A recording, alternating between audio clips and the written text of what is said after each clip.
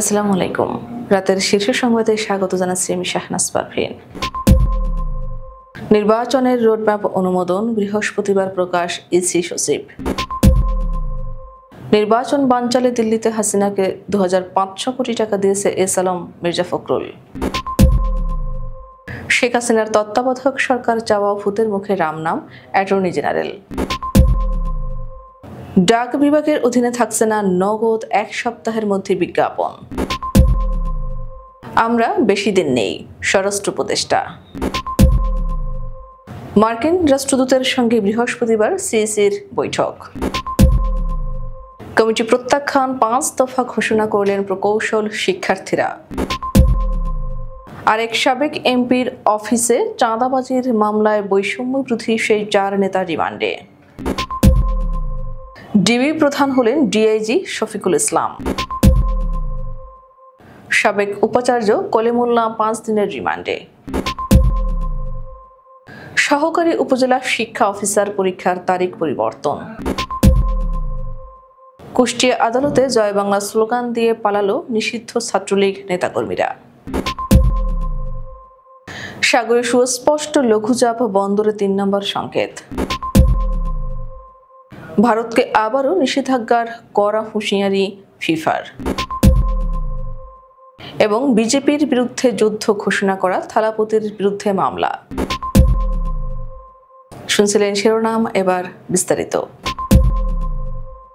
ত্রয়োদশ জাতীয় সংসদ নির্বাচনের চূড়ান্ত রোডম্যাপ অনুমোদন করেছে নির্বাচন কমিশন। বৃহস্পতিবার তা প্রকাশ করা হবে বলে জানিয়েছেন নির্বাচন কমিশনের সিনিয়র সচিব আক্তার আহমেদ।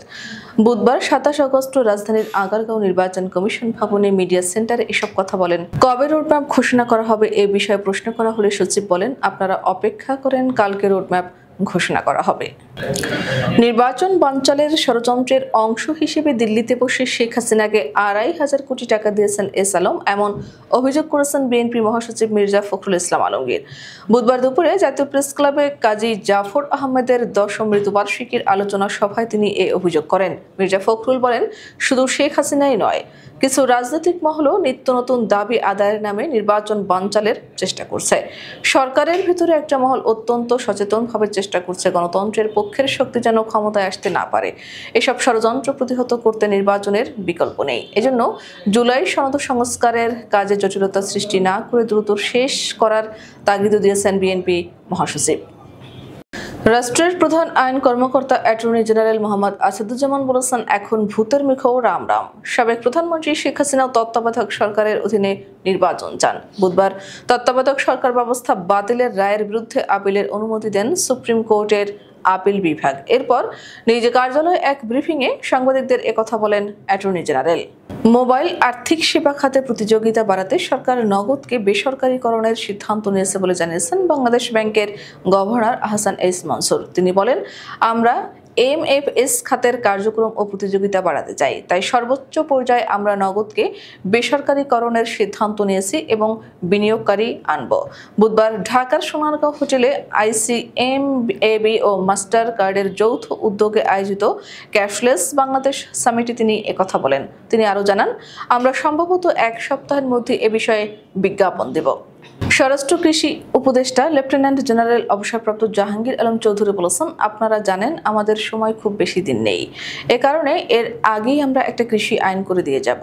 বুধবার মানিকগঞ্জের সিঙ্গাইর উপজেলার ধল্লা মেদুলিয়া ডাবল ব্রিজ এলাকায় দুপুরে ফার্মার্স মিনি কোল্ড স্টোরেজ উদ্বোধন অনুষ্ঠানের প্রধান অতিথির বক্তব্যে একথা বলেন।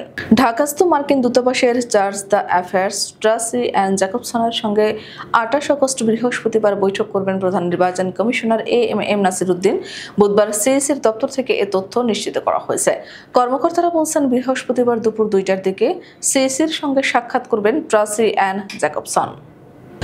প্রকৌশল পেশায় বিএসসি ডিগ্রিধারীদের দাবির যৌক্তিকতা যাচাই ও সুপারিশ প্রণয়নে সরকারের গঠিত কমিটি প্রত্যাখ্যান করে নতুন 5 দফা দাবি ঘোষণা করেছেন আন্দোলনকারী শিক্ষার্থীরা।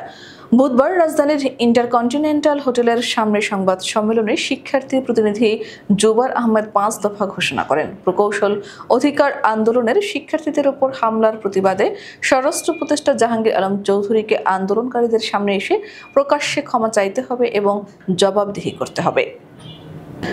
ঢাকার গুলশানের চাঁদাবাজির ঘটনায় হাতে নাতে গ্রেপ্তার বৈষম্য বিরোধী ছাত্র আন্দোলনের বহিষ্কৃত 4 নেতাকে আরেক সাবেক এমপির কার্যালয়ে চাঁদাবাজির মামলায় রিমান্ডে নিয়েছে পুলিশ।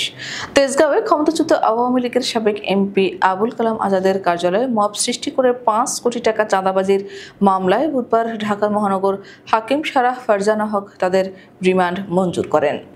পুলিশের গোয়েন্দা শাখার ডিবি অতিরিক্ত কমিশনার হিসেবে দায়িত্ব পেয়েছেন সদ্য ঢাকা মেট্রোপলিটন পুলিশের ডিএমপি পদায়ন পাওয়া ডিআইজি শফিকুল ইসলাম। ডিবি প্রধানের পদটি প্রায় 4.5 মাস ধরে শূন্য। গত 12 এপ্রিল ডিবির তৎকালীন প্রধান রেজাউল করিম মল্লিককে কোনো সুনির্দিষ্ট কারণ ছাড়াই দায়িত্ব থেকে সরিয়ে দেওয়া হয়। পরে তাকে ঢাকা রেঞ্জ ডিআইজি করা হয়। তারপর থেকে যুগ্ম কমিশনার পদমর্যাদার একজন কর্মকর্তা ডিবির এ ইউনিটের দায়িত্বে।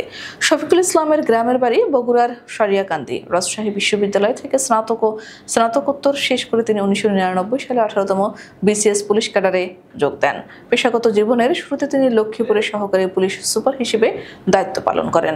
পরে চট্টগ্রাম মেট্রোপলিটন পুলিশের সহকারী পুলিশ কমিশনার হন। 2002 সালে তিনি ঢাকা মহানগর গোয়েন্দা পুলিশে বদলি হয়ে প্রায় 5 বছর কাজ করেন। দুর্নীতি দমন কমিশনের একটি মামলায় বেগম রোকেয়া বিশ্ববিদ্যালয়ের সাবেক উপাচার্য অধ্যাপক নাজমুল আহসান কলিমুল্লাহকে 5 দিন রিমান্ডে নিয়ে জিজ্ঞাসাবাদের অনুমতি দিয়েছে আদালত। বুধবার ঢাকা মহানগর দায়রা জজ আদালতের ভারপ্রাপ্ত বিচারক ইব্রাহিম মিয়া এই আদেশ দেন। দুদকের পাবলিক প্রসিকিউটর দেলোয়ার জাহান এ তথ্য নিশ্চিত করেছেন। আদালত সূত্র জানায়, বেগম রোকেয়া বিশ্ববিদ্যালয়ের একটি ছাত্রী হল ও একটি গবেষণা ইনস্টিটিউট নির্মাণে দুর্নীতি ও ক্ষমতার অপব্যবহারের মামলায় অধ্যাপক কলিমুল্লাহকে 10 দিন রিমান্ডে নিয়ে জিজ্ঞাসাবাদের আবেদন করে দুদক। উভয় পক্ষের শুনানি নিয়ে আদালত 5 দিনের রিমান্ড মঞ্জুর করেন। পবিত্র ঈদে মিলাদুন্নবী সাল্লাল্লাহু আলাইহি সাল্লাম উপলক্ষে পরিবর্তন করা হয়েছে সহকারী উপজেলা থানা শিক্ষা অফিসার পদের বাছাই পরীক্ষার তারিখ। সরকারি কর্ম কমিশন পূর্ব ঘোষিত বিজ্ঞপ্তি অনুযায়ী পরীক্ষা হওয়ার কথা ছিল 6 সেপ্টেম্বর, কিন্তু ওই দিন ঈদে মিলাদুন্নবী সাল্লাল্লাহু আলাইহি সাল্লাম উদযাপনের কারণে সরকারি ছুটি থাকায় নতুন তারিখ ঠিক করা হয়েছে 12 সেপ্টেম্বর। পরীক্ষার সময় হবে বিকাল 3:30 থেকে 4:30 পর্যন্ত। কুষ্টিয়া আদালতে জয় বাংলা স্লোগান দিয়ে বিক্ষোভ মিছিল করেছেন নিষিদ্ধ ছাত্রলীগের নেতাকর্মীরা। জুলাই আন্দোলনের সময় ছাত্র জনতার উপর হামলা ও হত্যা চেষ্টা মামলায় গ্রেফতার কুমারখালী ছাত্রলীগ নেতা ফরহাদ হোসেন পাপ্পুকে আদালতে তোলার সময় নেতাকর্মীরা স্লোগান দিতে দিতে আদালতে প্রবেশ করেন। বুধবার দুপুর 1:30টার দিকে ছাত্রলীগ নেতা পাপ্পুকে গাড়িতে করে আদালতে আনে পুলিশ। গাড়ি থেকে নামার সঙ্গে সঙ্গে জয় বাংলা, জয় বঙ্গবন্ধু স্লোগান দেন ছাত্রলীগ নেতা পাপ্পু।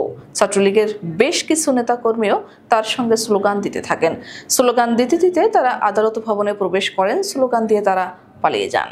বঙ্গোপসাগরে অবস্থানরত লঘুচাপটি সুস্পষ্ট লঘুচাপে পরিণত হয়েছে। এই অবস্থায় দেশের 4 বন্দরে 3 নম্বর সতর্ক সংকেত জারি করা হয়েছে। বুধবার 27 আগস্ট আবহাওয়া অধিদপ্তরের দেওয়া এক বার্তায় এ তথ্য জানানো হয়েছে, যেখানে বলা হয়েছে ওড়িশা উপকূলের অদূরে উত্তর ও পশ্চিম বঙ্গোপসাগর এলাকায় অবস্থানরত লঘুচাপটি সুস্পষ্ট লঘুচাপে পরিণত হয়ে একই এলাকায় অবস্থান করছে। এটি পশ্চিম উত্তর পশ্চিম দিকে অগ্রসর হতে পারে। সুস্পষ্ট লঘুচাপের প্রভাবে উত্তর বঙ্গোপসাগর এলাকায় বায়ুচাপের তারতম্যের আধিক্য বিরাজ করছে। ফুটবল ফেডারেশনের সরকারি হস্তক্ষেপের কারণে 2022 সালের অগস্টে ভারতকে নিষিদ্ধ করেছিল ফিফা। 3 বছরের ব্যবধানে আবারও নিষিদ্ধ হওয়ার শঙ্কায় দেশটি অল ইন্ডিয়ান ফুটবল ফেডারেশনকে যে কাল রাতে করা হুঁশিয়ারি বার্তা পাঠিয়েছে বিশ্ব ও এশিয়ান ফুটবলের নিয়ন্ত্রক সংস্থা ফিফা ও এএফসি।